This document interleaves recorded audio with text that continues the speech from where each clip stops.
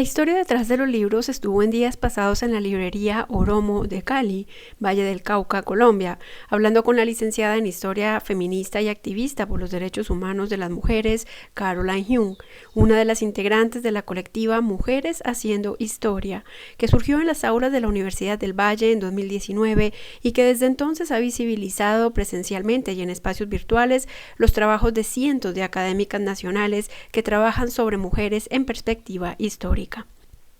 Caroline se encuentra culminando sus estudios como magíster en Historia, ha desarrollado proyectos para el análisis, ejecución y evaluación de políticas para la salvaguarda y divulgación del patrimonio documental, y sus líneas de investigación son Historia de las mujeres e Historia social. Dentro de esta última, se interesa en los estudios sobre la memoria, los movimientos sociales, la violencia y los feminicidios.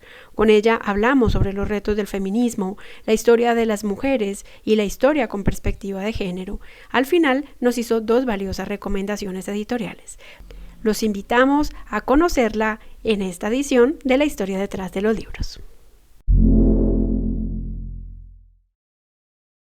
Bueno, Caro Jung, soy licenciada en Historia, estoy culminando mis estudios de maestría en Historia. Hago parte de la manada colectiva feminista de derechos humanos de la ciudad de Cali y a partir de mi ejercicio como activista y también como defensora de derechos humanos he empezado a nutrir también los espacios académicos. Entonces hemos logrado como esa articulación del trabajo que nosotros hacemos en la academia, pero también el trabajo que hacemos en los territorios en defensa de los derechos humanos y en la parte organizativa. Entonces empezamos a apostarle también a la educación popular desde una pedagogía de las o los oprimidos para poder empezar a descentralizar el conocimiento y que ese conocimiento no se quede como en esas altas categorías, ¿sí? Que son propias pues, de la academia, que es una academia heteronormada, patriarcal, que de una u otra manera pues, ha excluido a ciertos sujetos específicos a través, por ejemplo, de las líneas de la historia. Entonces, eso lo podemos, por ejemplo, vivenciar desde nuestra disciplina, como hay un ocultamiento, entre comillas, de ciertos procesos sociales, de ciertos sujetos dentro de la misma construcción de la historia. Entonces también es una apuesta política desde nuestros diversos lugares de enunciación en nuestro trabajo académico como historiadoras feministas. Bueno, yo me siento orgullosa de ser mujer y sobre todo ser feminista. Y en el ejercicio y la práctica como activista e historiadora hemos descubierto dentro del trabajo territorial cómo se nos han impuesto ciertas formas de pertenecer a lo que nosotros conocemos como la construcción del ser mujer dentro del ideal. Y cuando salimos como de esa heteronorma, pues hay un disciplinamiento. Entonces ahí es cuando nosotros nos cuestionamos las desventajas de ser mujeres a partir del privilegio de los varones. Y eso se evidencia, por ejemplo, en el caso de las violencias sistemáticas, no solamente a las mujeres, sino también a las personas feminizadas. De esa manera también nosotros empezamos a cuestionarnos por qué ser mujer es tan riesgoso y como en menor valía que los varones. Pero siento que también es un ejercicio político posicionar nuestras agendas y de sentirnos bien siendo mujeres desde otra mirada o desde otra orilla no heteronormada o de lo que nosotros tenemos dentro de la construcción del mismo patriarcado. Entonces ahí es cuando empezamos como a redescubrirnos como mujeres y desde las múltiples formas de serlo.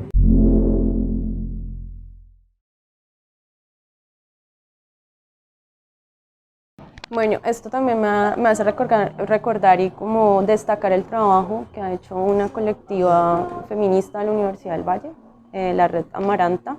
Es una colectiva que la conocí ya siendo egresada y que siento que ha brindado buenas herramientas y bases a estas nuevas generaciones, que ha despertado esas inquietudes de cómo muchas violencias de manera sistemática se viven en los campus universitarios y en las aulas de clase, y nosotras desconocíamos eso. Estas generaciones han podido verbalizar y externalizar eso con las diversas repertorios de movilización. Y con lo que me preguntabas, creo que una de las como constantes eran, por ejemplo, cuando uno intentaba estar dentro de los grupos de investigación, era como, estás dentro de un grupo de investigación o te estás destacando en estos espacios, principalmente porque hay un intercambio de favores sexuales. No te reconocían tu trabajo académico y profesional, sino que lo veían como la sexualización de las personas de las mujeres que en este caso que nos estábamos disputando estos escenarios académicos, básicamente. O, por ejemplo, una de las frases más recurrentes era como, como eres muy bonita como para ser historiadora, o de pronto te falta un poco más de fuerza para hablar dentro de los escenarios como académicos. Entonces habían como muchas cosas, y creo que principalmente eso ha sido como una de las razones que en ese conspirar entre amigas nos reúne mucho a proyectarnos el proceso de mujeres haciendo historia.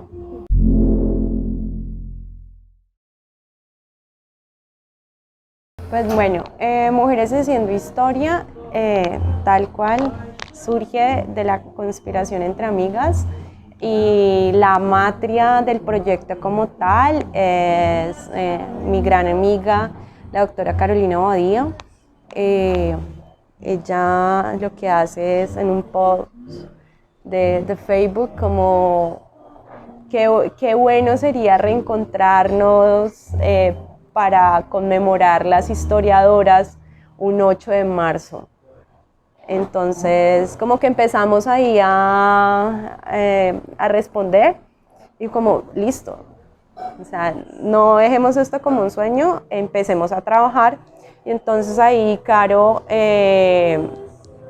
llamó también a la profe Nancy Mota, profesora del Departamento de Historia, antropóloga, y iniciamos como todo este proceso y se fueron vinculando amigas. Entonces era la profe Nancy Mota, Caro Abadía, Mariana Zapata y yo. Fuimos las 4 en esa primera edición. Literal iniciamos Mujeres Haciendo Historia en el 2019, faltando 8 días para el 8 de marzo. O sea, montamos un evento de un día en menos de una semana, sin contar con muchos apoyos. ¿Esa edición fue de qué año? Esa edición fue del 2019. Esa edición fue del 2019. Nosotras, 2020. Nosotras lo que hicimos fue tomar nuestras redes de apoyo y redes académicas. Entonces la Secretaría General, que en ese momento era el profesor Antonio Echeverry, pues nos brinda sus apoyos para poder gestionar como el espacio y todo. Entonces lo que hicimos fue empezar a convocar historiadoras, licenciadas en historia, egresadas, investigadoras, y motivar a las estudiantes de los distintos programas académicos, tanto de licenciatura en historia como en historia, y también tratando de empezar a jalar la CEUGA a este proyecto. Para nosotras fue fundamental el tema de poner en apuesta académica un espacio de reflexión histórica que sea abierto pues, a mujeres y personas feminizadas, en donde nosotras pudiéramos agenciar las potencialidades de las estudiantes, irlas encaminando a este campo investigativo, pero sobre todo que fuese un espacio seguro. Entonces era como nuestra apuesta, ¿sí? Y empezar otra vez a fortalecer los eventos académicos en historia. que no fuera como lo que normalmente nosotras veíamos. Entonces, esa fue como la primera intención en el 2020 cuando nosotras realizamos el evento, el primer evento. Sí, o sea, eso fue antes de iniciar pandemia. Antes de iniciar pandemia fue el evento. La primera edición fue presencial. Fue presencial. Ya la segunda edición fue virtual y esta tercera edición fue nuevamente presencial. Este año ya fue, ¿no? Este año ya fue. ¿Siempre es el 8 de marzo? Siempre hacemos la semana del 8 de marzo. Después de la segunda edición, nosotras hicimos fue ya toda una semana porque ya había como mayor amplitud. Para nosotras fue muy significativo, por ejemplo, en la primera edición, la participación del CEAF del ICESI, que es la Mesa de los Estudios Afrodiaspóricos, y desde ese día hasta la fecha seguimos trabajando con nuestras colegas porque es muy importante también descentralizar como lo que normalmente nosotras vemos en los congresos o en los eventos de historia. Entonces es empezar a llamarnos a ver qué es lo que estamos produciendo nosotras y qué es lo que le estamos también cuestionando a la historiografía colombiana en este caso. Realmente ha sido un proyecto independiente, no nos adherimos como a la institucionalidad como tal, precisamente porque hacemos como un cuestionamiento directo pues a la academia. Entonces la apuesta principal de Mujeres Haciendo Historia es brindar las herramientas teórico-metodológicas a las estudiantes principalmente para brindarles la oportunidad de poderse formar como investigadoras más allá de lo que brindan los pensum académicos, sino que es darles otras herramientas para poder construir ese camino como investigadoras. Entonces tenemos las líneas de los talleres que en el marco del proyecto de Mujeres Haciendo Historia, que es en el evento como tal, entonces damos, por ejemplo, fortalecimiento a la participación política de las mujeres en espacios académicos. Entonces ahí podemos ir evidenciando como las distintas violencias basadas en género que se pueden ir tejiendo en el departamento o en la universidad. Entonces ahí, por ejemplo, ya en la segunda edición contamos con nuestras compañeras de la Universidad Nacional de Género e Historia, que ellas nos brindan pues sus experiencias y de cómo ha sido su proceso también de posicionar esa agenda y la importancia de tener en el Departamento de Historia una cátedra de género, feminismos e historia. Entonces, por ejemplo, este año ya se vincularon otras disciplinas, entonces teníamos compañeras de sociología y la profesora Rosemilia Bermúdez, directora del Centro de Estudios de Género, que hace parte pues del Departamento de Sociología, del programa de Sociología.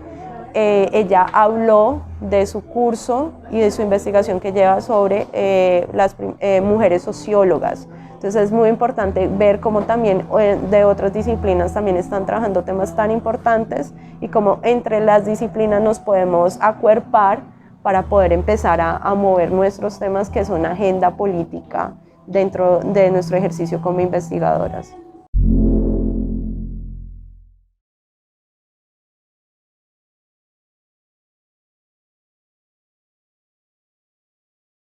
Bueno, yo considero que es muy importante que los temas que más ampolla, por así decirlo, generan dentro de los mismos departamentos, esos temas también hay que apostarles. O sea, sabemos que tenemos departamentos o centros de investigación que son muy hegemónicos o tradicionales y que pues dentro de la construcción de los pensum y de los planes de estudio pues uno se va dando cuenta que lo que vieron quizá compañeros hace 10 años lo están viendo estas generaciones, entonces como que no hay una evolución incluso en los planes de estudio, y eso también cuestiona mucho a los o las docentes que en este momento pues están pues dictando sus clases. Entonces como que también es un llamado de atención a que nos toca irnos actualizando un poco, y eso es la docencia, estar en constante procesos de aprendizaje, de reeducarnos básicamente, y eso también nos atraviesa a partir de la experiencia que tenemos con los estudiantes. Eso por un lado. Lo otro es que es muy importante la rigurosidad que se debe tener como investigador o como investigadora a la hora de abordar los temas. A veces son temas muy buenos, pero nos falta la rigurosidad teórica y metodológica para abordar estos temas. Yo siento que los temas, por ejemplo, que tengan que ver con mujeres, diversidades sexuales dentro de la historia, pues hay una deuda histórica. Pero entonces estas son nuestras agendas políticas, hablando de lo político en torno a la importancia de destacar los procesos y los sujetos, analizando sus conflictos, sus procesos y la construcción de esos sujetos, pero también es importante destacar que para ello sí debemos tener buenas herramientas teóricas, entonces apostarles no solamente a la teoría que viene anglosajona o europea, sino también empezar a hacer decolonización de los saberes. Entonces, ¿qué es lo que está desde Latinoamérica produciéndose? Desde Asia y África, ¿qué es lo que se está también produciendo? Hay investigadoras geniales. Entonces, yo también pienso que apostarle a empezarnos a citar entre nosotras, a buscar otras investigadoras, qué es lo que se está produciendo en este momento a nivel mundial, pero también centrarnos en Latinoamérica, porque es que ahí también estamos viendo como eso de nuevos planteamientos en cuanto a abordar a los objetos y a los sujetos de investigación. Mi línea principalmente que tiene que ver con el análisis de las violencias en los sujetos específicos de mujeres y personas feminizadas. Al comienzo ha sido un tema que no ha sido como muy bien visto en el marco histórico, entonces me sentía como muy outsider y saber como no, de pronto esto es más de otra disciplina. Entonces yo siempre había tenido ese desencanto por la historia, pero cada vez que camino y camino y camino frente a lo que es mi disciplina, digo, estoy en el lugar correcto, debo ser mucho más rigurosa con el análisis de mis fuentes y seguirle apostando a este proyecto que no solamente es académico, sino también político, de sacar de las fuentes todos esos testimonios que están por allá relegados y hacerle esas nuevas preguntas para poderlos ya exponer dentro de las letras y las líneas de la historia.